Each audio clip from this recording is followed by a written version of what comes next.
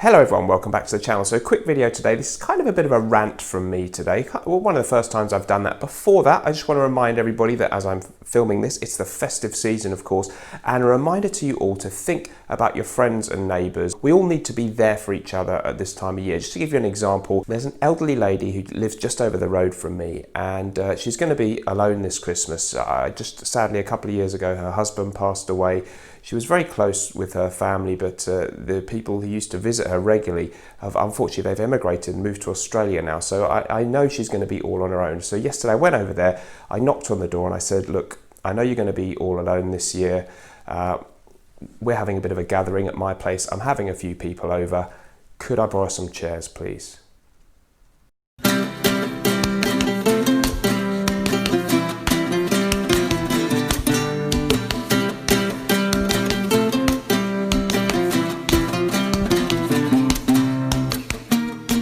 Okay guys, yeah, welcome back. So interesting subject I think today, and it's my view on the issue of performance in fragrances. It's one that we hear talked about a lot, particularly in Fragrantica, base notes reviews, and very much so on YouTube. It's kind of one of the categories you have to deal with when you're talking about a fragrance and reviewing it.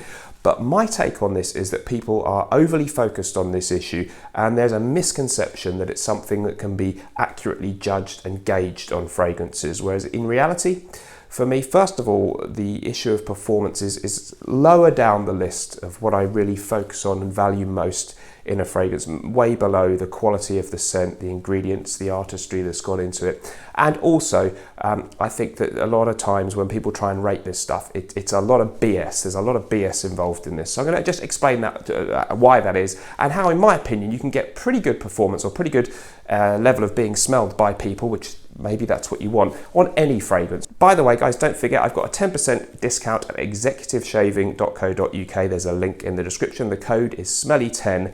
Amazing, affordable fragrances there that ship in the EU and the UK. I've mentioned quite a few of them in my videos on here. Check them out. So let's get stuck into that subject. So the first thing then is, of course, when you see YouTube reviews and that kind of thing, often people talk about performance, and loads of times in the comments, including on my videos, people say, oh, this one that you mentioned, great scent, but it only lasts 20 minutes on me and then it becomes a skin scent and that kind of thing. And I find this kind of thing a little bit boring. It's like bore off is often my response on that kind of thing. A lot of people post very exaggerated things about performance, particularly that saying, I sprayed this on and literally 20 minutes later, it was completely gone. It was a skin scent, which is, that is hardly ever likely to be the case, even with a really light eau de cologne and that kind of thing. So I'll explain some of the reasons why I think people say this kind of thing, why I think it's wrong, and why I think the way that a lot of people think about performance of fragrances is kind of way off. Okay, so firstly, saying that things have kind of disappeared within a few minutes, or that you sprayed it and it only lasted an hour, there may be cases where things are quite weak, of course. I'm not saying performance or the strength of a fragrance doesn't matter at all, but when people say things like that, it's almost certainly a kind of olfactory fatigue. The human nose is not the strongest sense of the human being compared to a dog or other animals out there, but we have a sense of smell. I think the reason we have it, one of the main ones, is actually, going back when we were cavemen or whatever, is to detect danger. So if there are certain smells around us that are kind of atmospheric ambient smells, whatever smells are going on in my house at the moment, maybe even, if you cook some onions or something, first there's a strong smell of onion. That smell probably stays in the room, but as you have your dinner and sit maybe in the room where you cooked it, you begin not to notice the smell. And it's only maybe when you go to bed in the next, in another room in the house, come down the stairs the next day, then oh God, it stinks of those onions I cooked last night. Whereas you couldn't smell them in the evening because your nose adjusted to being in that room with that smell. And the same thing happens with a perfume. Your nose is maybe attuned to smelling out, sniffing out the smell of an approaching saber-toothed tiger or whatever it had to smell, danger in the olden days, fire, or I don't know what, poisons, that kind of stuff. So it adapts to normal, safe things that aren't a problem and kind of zones out and just says, yeah, that's my normal, that doesn't smell of anything. So, for example, if you think of someone who maybe has a bit of a hygiene problem, they have a bit of BO, or they smell bad, I'm sure you've been in this position, some of you, where you've been close to someone in a room, or unfortunate to have to spend time with them. You thought, God, how can you walk around like that? How can you not notice that you're kind of stinking? And it's because unfortunately, for whatever reason, that's become the norm for them, and their nose has just zoned out. They've kind of leveled out that that's default, and they're just smelling nothing. And that's happening with perfume a lot of the time. So, people often talk about that. It's recognised olfactory fatigue when people wear a Ventus. They think they can't smell anything, and people around them are getting great wafts, and then they're surprised by a compliment. So a lot of the time, the person wearing the fragrance is in a really poor position to judge performance. So that's reason one. We don't smell stuff on ourselves. When people say in a review, oh, it projects for about an arm's length, a length for the first hour or two, how on earth can you judge that? How can you tell how far away from yourself a smell can be smelled, unless you've got other people standing nearby and you're asking them? But I doubt people are doing that. So that whole thing about really giving accurate things about how long it lasts and stuff is just way off. On this subject, we've had really varying reviews on Gravitas Pour Homme, the fragrance I've created with my brand Naughton & Wilson. Overall, I think the consensus is that it's rather good in performance now, but we've had some people say, oh, it didn't last very long, it became a skin scent. But we've had a lot of other people say, wow, it's fantastic, really long lasting. And other people in the middle saying it's pretty good, about right for the kind of thing you want in a classy fragrance. So it's really any one fragrance you get out there. If you go on Fragrantica or YouTube, you can find a wide variety of people claiming they know it's strong, it's weak, it's average. It's really hard. It's like trying to nail jelly to a wall, defining how good a fragrance is in performance. By the way, guys, you can vote for Gravitas. We're in the running in the Fragrantica Reader's Choice Awards. There's a link in the description down below. Follow that link. You have to be signed into Fragrantica as well and have an ID there. And if you just scroll down, find Gravitas, the picture of it and the name, press the thumbs up and you register your vote. Imagine if we can bump that up. Imagine if we can win the award. Incredible. So if you'd like to do that, I'd be very grateful. What we can judge is some things are a little bit stronger than others. I tend to just say in my reviews, this one is at the good end of performance, or it seems very good. This one's kind of average in performance, or maybe this one seems rather weak, but that's about as far as I go. I don't go into these silly things about 3 meters and 2 hours and 3.5 hours, and that's crazy.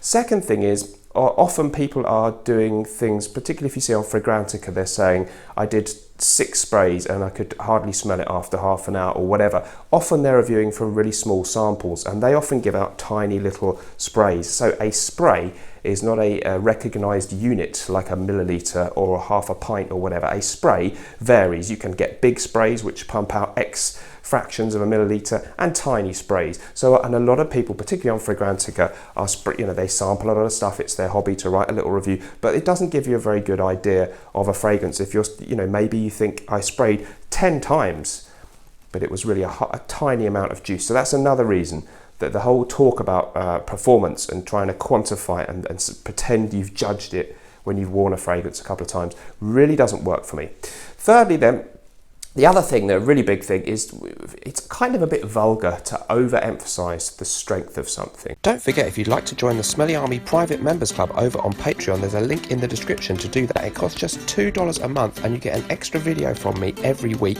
plus you get to watch everything I've already uploaded in there. We're building a really nice community, lots of interaction, and I'd love to see you in there. Life is about quality, not quantity. If I go out for a lovely, delicious meal and I have some lightly grilled chicken in a salad or something, and it could be really delicious with a few herbs and delicate things like that, I don't say that was delicious, but I wish it was a stronger taste, because that inherently isn't that strong of a taste. If I have a hot curry, maybe I expect that to be strong. So similarly, if I'm having a beautiful citrus aromatic fragrance as my scent of the day, maybe the original Farina Eau de Cologne from 1709. It's all about the natural high quality ingredients in there, and citrus notes don't last that long. So if you want something that's really, really beautiful and natural and citrusy smelling, inherently it can't be that good in performance. So it's kind of daft to say I wish it was stronger. I had a lovely bit of lightly grilled sea bass, but I wish it was a stronger flavour. Well, it's not meant to be. It's meant to be delicate. If you want to experience the fragrance for a longer part of your day and have people around you smell it, well, I quite often have smallish bottles of things, and I'll put it in my pocket and I'll keep respraying it Forget this stuff about, I want 5 sprays, 6 sprays, and then it should last all day. Some fragrances might do that, but you don't need that. Most of you watching this are interested enough in fragrances, you've probably got a pretty good collection. So don't be mean with your juice. Take the juice out with you or get a little atomizer. You can buy these, really easily and, decant from a bigger bottle. Maybe you don't want to carry your bottle around all day. I get that, but you can get a tiny little pocket atomizer. Put some in there. Some of them spray out more than others, bear that in mind, and just keep reapplying. When I get compliments on things, I have to be honest, it's very, very often, more often than not, in that first hour or two after I've sprayed them. So, it's those golden minutes or the golden hour or two after you apply stuff. I've often got compliments then. Recently I got one on this fragrance, Dior Eau Sauvage. I was in a coffee shop and the lady at the where I ordered it said, "Oh, lovely, lovely perfume." And that was because I just sprayed it 5 minutes before, because I had it in my pocket, this 50ml, I can fit it in my pocket. So you just got to take the fragrance with you, keep spraying it, and you'll get those compliments more often. Don't expect, people really, after 4 or 5 hours, it's a bit weird if people can smell you 5, 6 feet away. There might be some fragrances that do that. So if you need to be smelled more, and you're frustrated, particularly with the fresh scents that they don't seem that strong, take it with you and spray more. There are fresh smelling fragrances that do have better performance. Mancera Cedrat Boise, for example, I find a little bit better, a bit stronger. But however, you're sacrificing maybe the beautiful naturalness of some of the notes in this. This smells a bit more synthetic. So that's the trade-off. If you want quality, you don't always get great performance. There are some kind of fragrances, oud, tobacco, vanilla stuff, where you don't sacrifice anything because those notes inherently are strong and powerful. So you've got to think about that, but don't expect unrealistic things in terms of performance.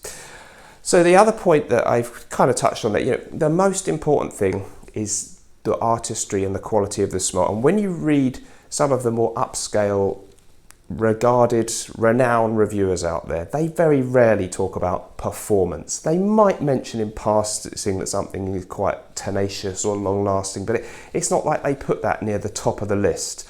YouTube reviews tend to be very generic and people copy each other and they go, oh, the performance is like a 7 out of 10, 4 out of 10. Oh, these are the occasions that you should wear it for, season wise, I would say spring or autumn.